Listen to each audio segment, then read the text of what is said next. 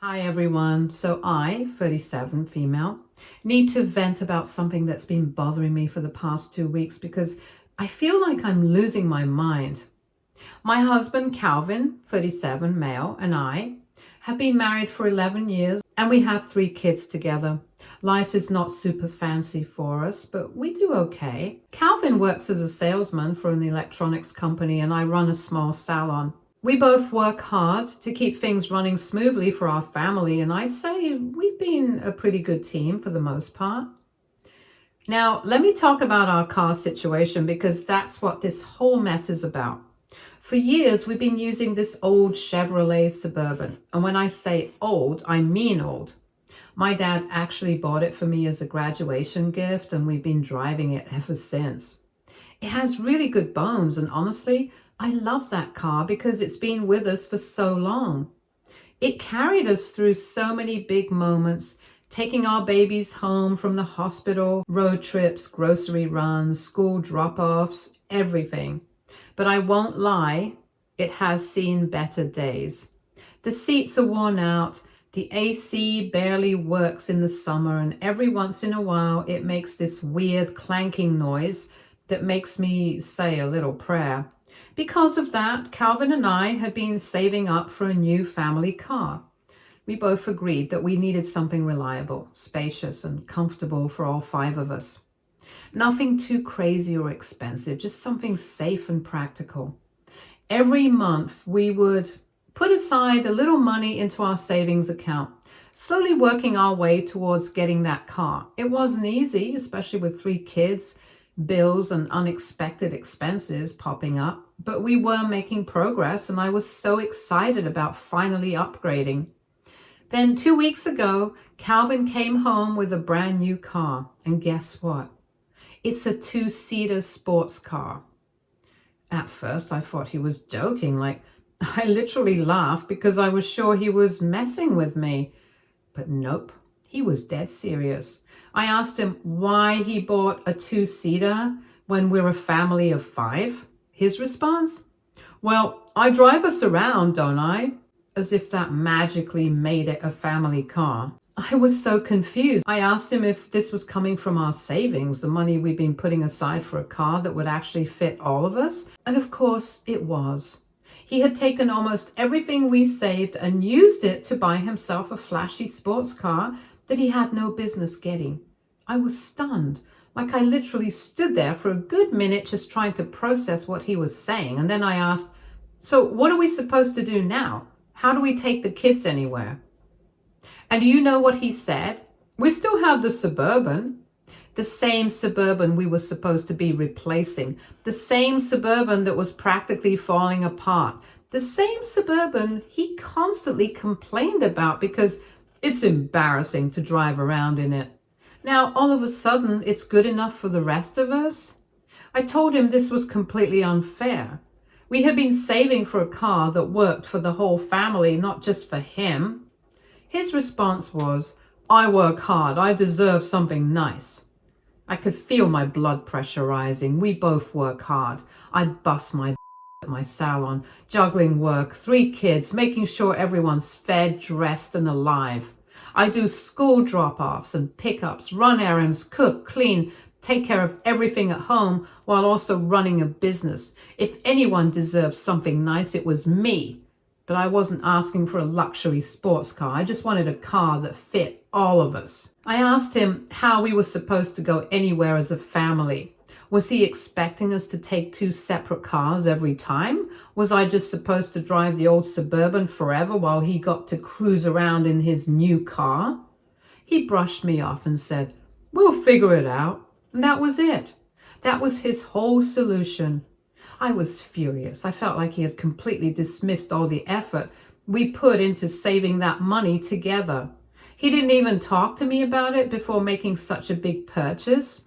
And the worst part, he was so smug about it, like he really thought he'd done something amazing for himself and that I should be happy for him. I told him I felt betrayed. We made that savings plan together and I thought we were on the same page, but instead of thinking about the family, he only thought about himself. He said I was overreacting and it was just a car. Just a car? This wasn't some random impulse buy.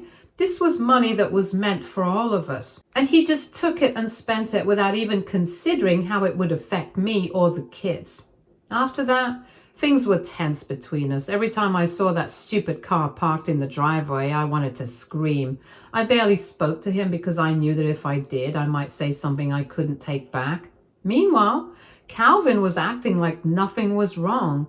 He came home every day with that stupid little grin on his face, all excited about his new car. He kept trying to get me to take a ride in it, like that's supposed to make me feel better. Every time I said no, he rolled his eyes and said I needed to chill out. I felt like I was going crazy. How could he just do something like this without talking to me? How could he take money that was supposed to be for the whole family and use it on something that only benefits him? And then act like his wife is the one being unreasonable for being upset? I didn't even know what to do at this point. We couldn't afford another car because he drained our savings. I was stuck driving the Suburban until it completely gave out, while he got to have his midlife crisis mobile. And the worst part was, I didn't even know if he truly understood why I was so upset. He kept making little comments about how I should be happy for him and that he deserves to have something nice for himself. I felt so disrespected. It was not even about the car itself. It was about the fact that he made such a huge financial decision without me. It was about the fact that he put his wants above our needs, and it was about the fact that he didn't seem to care how much this hurt me. I honestly didn't know how to move past this. I had been trying to calm down and think logically, but every time I saw him so happy with his car, I just got mad all over again. So I secretly put out an ad on it. At first, I wasn't sure if I would actually go through with it. I figured I'd test the waters and see if anyone was even interested.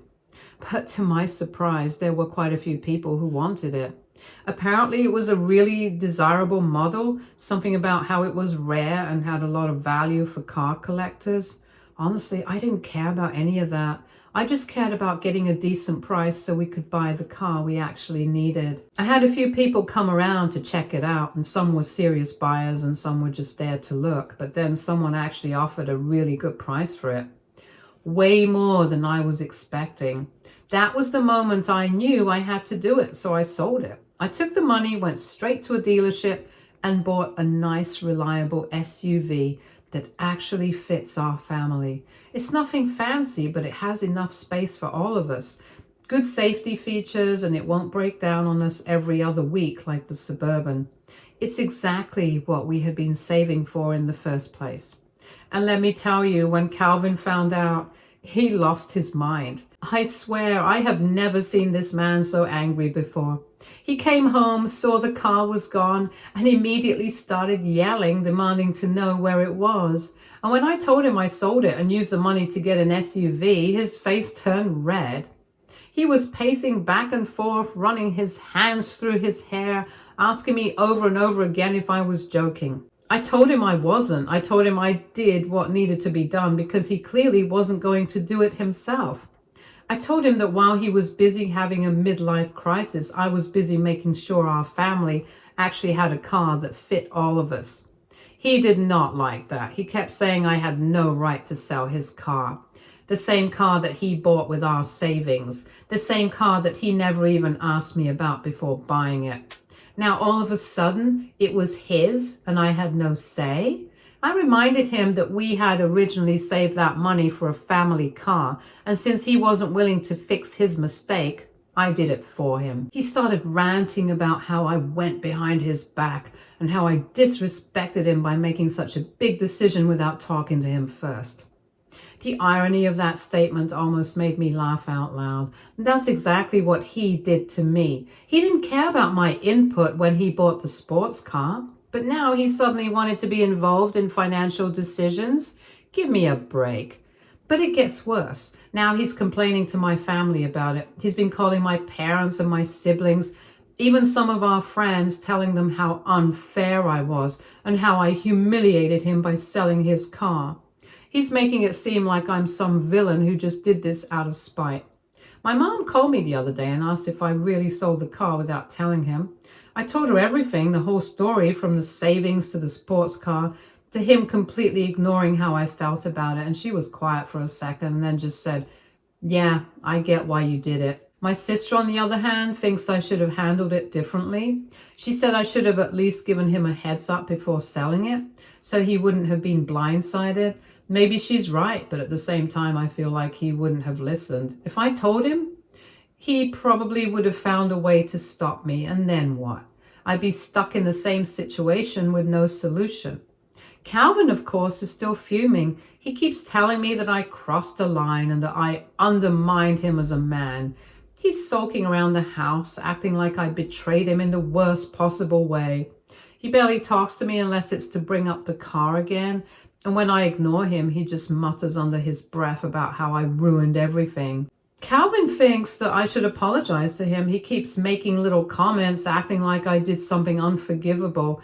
And his friends are siding with him, saying I overstepped and that he deserves something nice for himself. But I'm the one who still has to drive the kids around.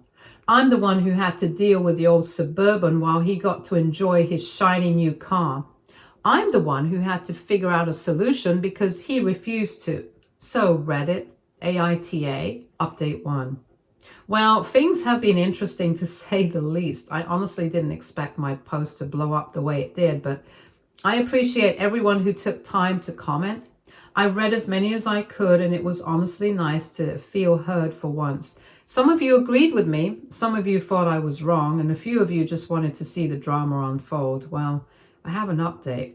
So after Calvin's initial meltdown, I gave him some space. I figured he just needed time to cool down.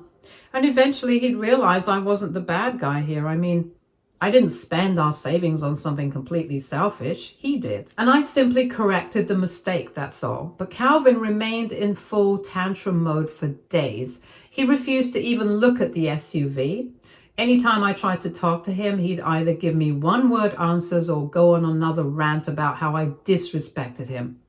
It was getting exhausting. Then one evening, he took things a step further. I was putting the kids to bed when he suddenly stormed into our bedroom and announced that he was getting his car back. I blinked at him, completely confused. What? He then proceeded to tell me that he had contacted the guy I sold the car to and asked if he'd be willing to sell it back. I nearly laughed out loud. I told him, "Well, I hope you've got another pile of money stashed somewhere because we definitely don't have enough to buy it back." He said he was thinking of selling the SUV to get his car back. I swear I had to take a deep breath to stop myself from losing it. I told him flat out, over my dead body. We needed this SUV. The kids needed this SUV. Our family could actually function with this SUV. And now after all this, he was really thinking about undoing everything just so he could get his sports car back. I couldn't believe how selfish he was being. I reminded him again that the only reason I sold the car was because he spent our money on something completely useless for our family. I reminded him I had no choice because he refused to listen. I told him that if he wanted to throw a tantrum, fine, but there was no way I was going to let him put us right back in the same situation. He just shook his head and left the room. At this point, I was so mentally drained. I didn't know what else to say to him. Then the next morning, he tried to guilt the kids into taking his side. I walked into the kitchen and found him showing the kids a picture of his old car on his phone, telling them how cool it was and how Mommy took it away. I swear my jaw dropped. Our oldest, who's 9, was kind of just staring at him, clearly confused. The younger two weren't really paying attention, but I was livid. I stepped in and said, "Actually, Mommy got rid of the car that didn't fit all of us so that Mommy could get a car that actually works for the family." Since then, he's been sulking hard. He's still upset, but I think he's finally starting to realize that he's not going to win this battle. The SUV is staying, that's final. If he wants a 2-seater sports car so badly, he can save up for one like a normal adult. I wish I could say this whole mess is over, but honestly, I don't know. Things are still weird between us. He's still being distant, and I can tell he's holding on to resentment. But at the end of the day, I stand by what I did. I'm not going to apologize for making the right choice for our family just because his ego got bruised. Anyway, I'll update again if anything major happens. Update 2. I wish I could say things have calmed down since my last update, but nope. In fact, things just got a whole lot worse. Now I've found out that he's been talking to the bank about taking out a loan for another sports car. This man, the same one who's been moping around like a kicked puppy ever since I sold his car, is now trying to take out a personal loan just so he can buy another one. I found out purely by accident. I was checking our bank statements like I always do, and I noticed a hard inquiry from a bank we don't even use. At first, I thought maybe it was fraud or some kind of mistake, but then curiosity got the best of me, and I did some digging. I checked a few more emails, and after some back and forth, I finally got confirmation that Calvin had inquired about a personal loan. I saw red. I waited until he got home from work, and I didn't even try to be subtle. The second he walked through the door, I yelled, "Why is there a hard inquiry on our credit report for a personal loan?" He immediately got defensive, asking why I was snooping through his financial business. I told him point blank, "It's not just your financial business. We are married. We share finances, and we already have a mortgage. Were you really about to take on more debt without even telling me?" And that's when he tried to backpedal. He said it was just an inquiry and that he wasn't actually planning on taking the loan out yet. When I pressed him further, he finally admitted that yes, he was considering taking out a loan for another sports car. I honestly think my soul left my body for a second. I asked him, "So let me get this straight. You're going to take on debt behind my back for a car that doesn't even fit our family when we already have a mortgage, 3 kids to take care of, and a perfectly good SUV sitting in the driveway?" He just kept saying, "It's my money too," like that was some kind of magical excuse for being financially reckless. At this point, I lost it. I told him that I was done being the only responsible adult in this marriage. I told him that while he's busy crying over a stupid car, I'm the one making sure our kids have everything they need. I'm the one running a business, managing our household, keeping our finances in check while he acts like an impulsive teenager. And you know what he said? He said, "Well, maybe if you hadn't sold my car, I wouldn't have to do this." I told him, "You don't have to do this, Calvin. You want to. There's a big difference." We went back and forth for a while, and eventually he got mad and stormed out. He was gone for a few hours, and when he came back, he barely spoke to me. Now we're in this weird, tense standoff where he's pretending like I don't exist. Honestly, I don't even care at this point. I'm so tired. This isn't just about a car anymore. This is about his entire mindset. He's willing to put our family in debt just to prove a point, and that is not something I can ignore. I never thought I'd be seriously considering what my life would look like without Calvin, but after this, I can't say the thought hasn't crossed my mind. Update 3. Hi everyone. As per your suggestions, I decided to sit down and talk to Calvin as it looked like there was something more going on.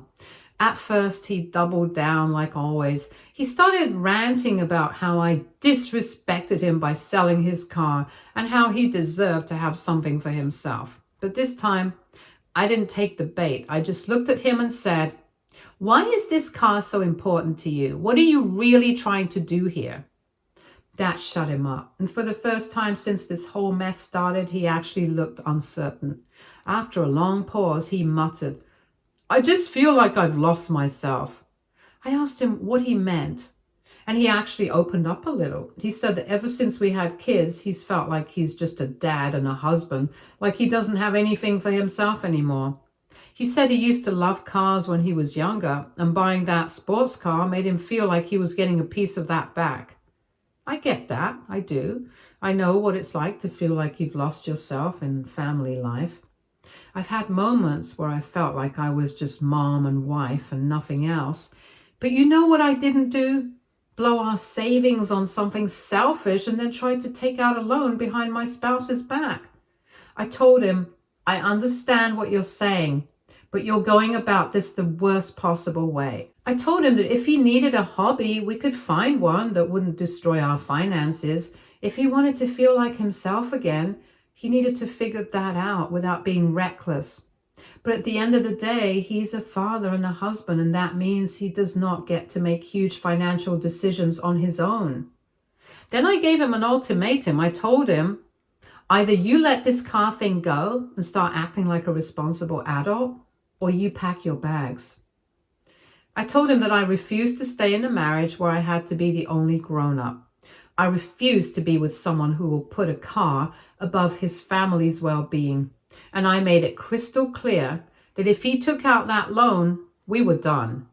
I could tell he wasn't expecting me to be that blunt. He just sat there staring at the floor like he couldn't believe I was actually serious. A few days passed, and for a moment I thought he had finally let it go and that he wasn't talking about the car anymore, and things felt a little calmer. I really thought we might be moving past it, and then I checked our joint bank account. I saw a withdrawal for a down payment. I don't know what I was expecting, honestly.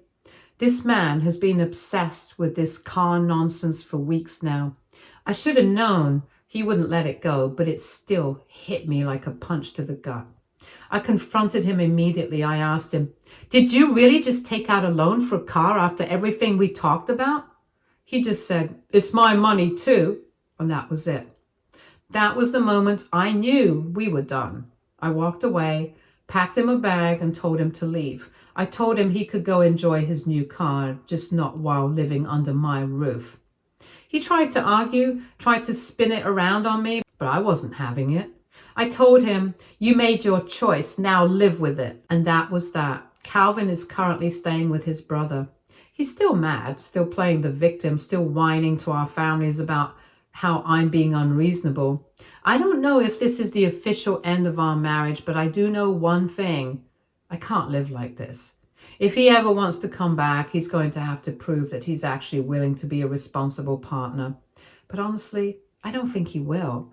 At this point, I'm just focusing on my kids and my own sanity. I didn't ask to be a single parent, but I'd rather do it alone than be married to someone who treats me like a doormat. So yeah, that's the update. Thanks to everyone who followed along with this absolute mess. I don't know what's going to happen next, but for the first time in weeks, I actually feel at peace. Update 4. Well, it's been a few months since my last update, and I figured I'd come back with a final update because, folks, it's over. After I kicked Calvin out, he'd been trying every trick in the book to get me to let him come home. First, he tried love bombing me, suddenly texting sweet messages, reminiscing about all our good times, even sending flowers, which I promptly threw in the trash. When that didn't work, he switched to guilt tripping. Think of the kids. They need both parents under one roof. Then he tried the victim card. I only did this because I feel like I've lost myself. And when that failed, he finally got angry. You had no right to kick me out. It's our house. Yeah, no, I'm not falling for any of it. Obviously, this whole thing has been rough on the kids. They're young, so they don't fully understand what's going on, but they do know that Daddy isn't living at home right now. I kept my explanation simple. I told them, Mommy and Daddy need some space to figure things out. I refused to badmouth Calvin in front of them, no matter how much of a selfish idiot he's been. He still sees them, of course. I'm not going to punish my kids by keeping them away from their dad, but I made it clear to him that until he gets his act together, we will not be living under the same roof. For now, he's still sleeping on his brother's couch, and his family is starting to lose patience with him. I feel lighter than I have in years. This whole situation made me realize just how exhausting it's been to carry this marriage on my back. I've always been the responsible one, the one keeping things together while Calvin acted like a carefree bachelor, and I think I finally hit my limit. I haven't filed for divorce yet, but I've been thinking about it. Calvin keeps saying we can work this out, but he still hasn't taken any accountability. He still sees himself as the victim in all of this, like I just randomly decided to ruin his life for fun. If he came to me and said, I messed up, I was selfish, I need to fix this, maybe I consider working things out. But at this point, I don't think he's capable of changing. So yeah, that's where things stand now. I don't know what the future holds, but one thing is clear. I'm never going to let anyone make me feel like I have to sacrifice my sanity for the sake of keeping a marriage together. Thanks to everyone who followed along with this mess. Wish me luck, because I think I'm finally ready to take the next step towards a life without Calvin. Update 5. Well, it's over. The divorce is finalized. Calvin is officially my ex-husband, and I can finally move on with my life. I don't even know where to start because the past few months have been a mess. I knew divorcing him wouldn't be easy, but I underestimated just how petty, childish, and downright exhausting he would make the whole process. At first, he refused to take it seriously. He really thought I was just going through a phase, like I would suddenly wake up one day and realize I had overreacted. He kept texting, trying to gaslight me into thinking I was being irrational.